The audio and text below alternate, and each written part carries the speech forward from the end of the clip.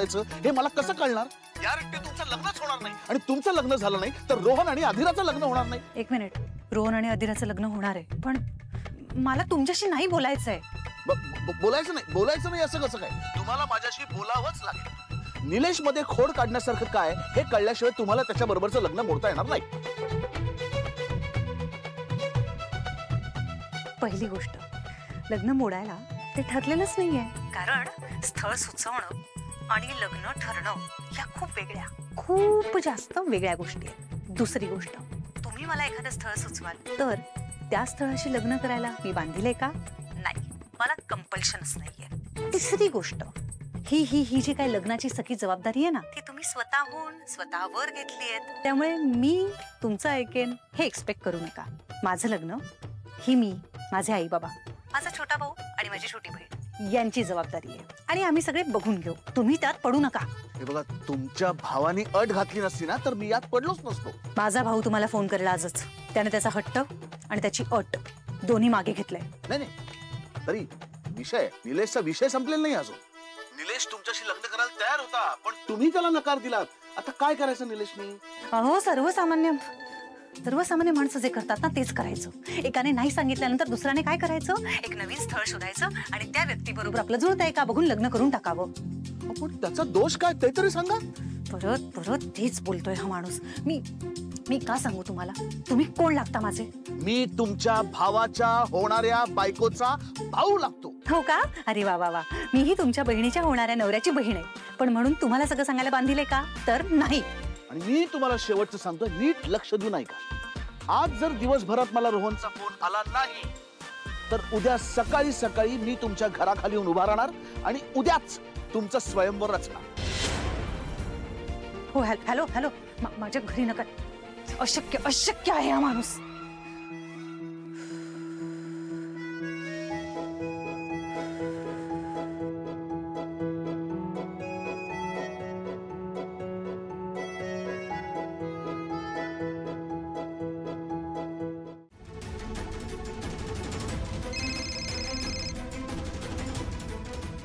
Hello ताई, मी वैशाली बोलते.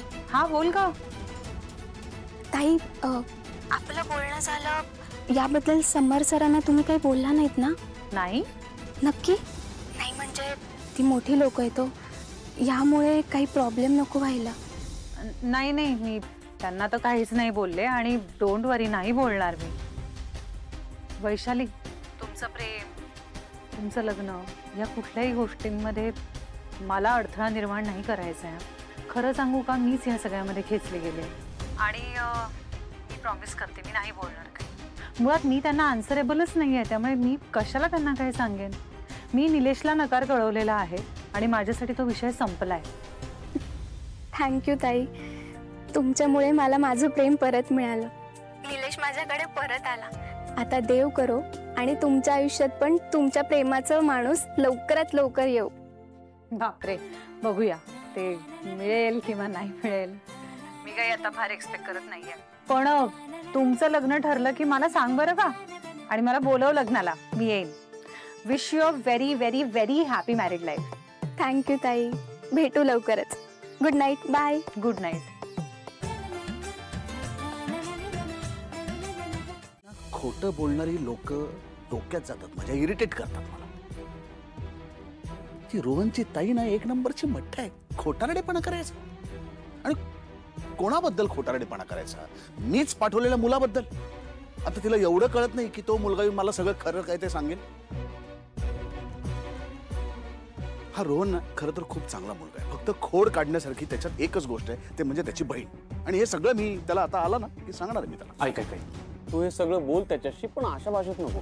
अरे हर्ट होईल, तो वाईट वाटेल त्याला. मला सांग, तुझ्या बहिणीला जर असं कोणी बोललं, तिच्याविषयी असं कोणी काही म्हणलं, तुला वाईट वाटेलच ना? रे अगदी तसं बोलणार नाही रे, पण मी त्याला आज सांगणार हे नक्की. मी आपलं सांगितलं.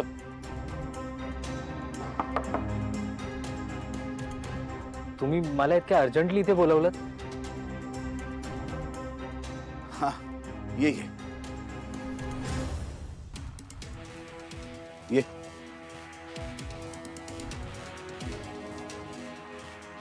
हा, जरा तुझ्याशी बोलायचं होतं. बस बस बस बस बस.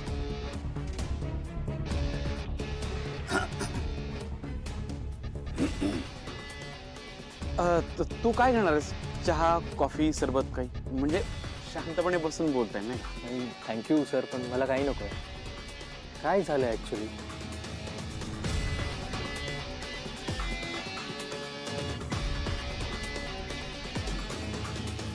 हे बघ, तुझ्या ताईला काही लग्न करायचं नाही.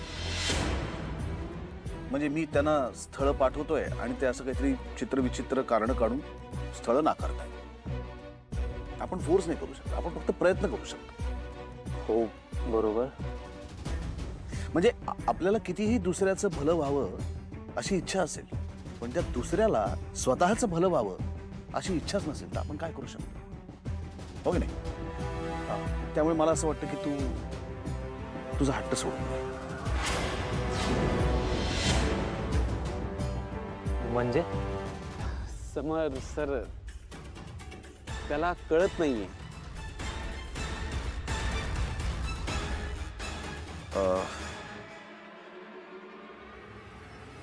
ठीक आहे, मग मी आता तुझ्याशी स्पष्टपणे बोलतो.